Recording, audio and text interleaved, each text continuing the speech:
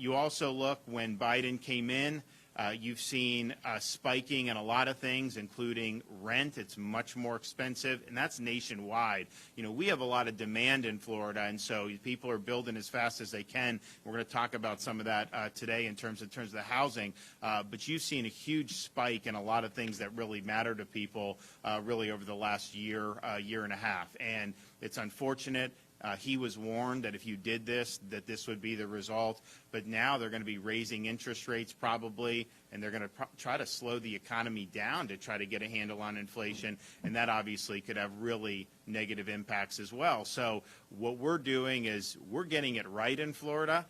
We're making sure that we are being good stewards. If there is some type of Biden-induced recession, you know, from a budget perspective in Florida, you know, we won't have to really change anything. At worst, I just take some of the rainy day fund and move it in, and we'll continue with public safety, education, environment, all that other stuff. So we've been very prudent. You know, we've planned properly, and I think it's that. Now, particularly here like Cape Coral, other parts of Southwest Florida, I mean, like the whole country wants to be here.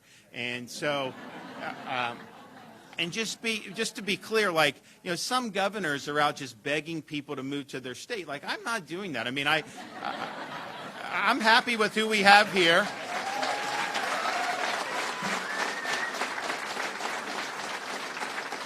You know, I'm happy with what we have, but I think the reality was you're looking at living in some of these other parts of the country, you know, where they had lockdown policies infinitum.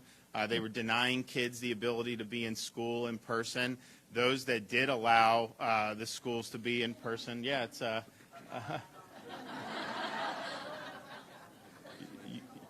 yes, there we go. And then those that did, you know, they wanted to force these kids to be in mass for 8 hours a day.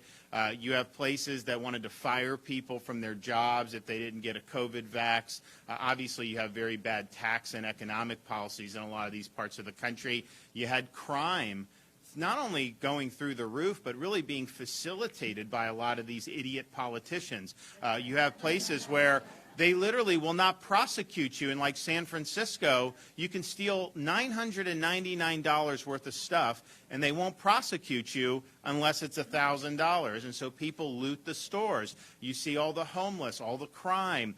You see bail policies where they'll put people right back on the street, very soft on crime. And so that creates a huge problem because people don't feel safe in their own communities. And so there's been a lot of reasons why people are like, you know what?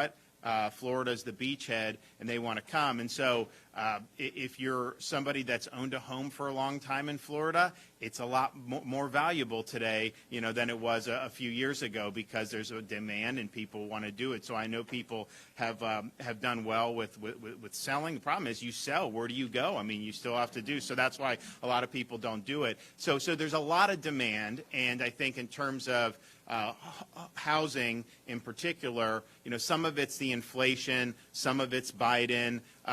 If you look at how much it costs to build homes now, look at each individual input and compare it to 2 years ago. Some of these things have gone up 100% in terms of the materials, and so that's going to have an impact. I mean, you know, there's different parts of the state you would look at, and they'd have like a sign for a new community somewhere, and it'd be like starting at $249.99. Well, then that's an X on that, and now it's like $319 or something, and that's mostly some of its demand, but a lot of that is the cost of everything. So it creates challenges. So we want to make sure that, particularly if you look at what we've done since I've been governor, we have worked harder than anybody to support the people in our communities that support us. And so that means the people that wear the uniform, our police officers, our firefighters.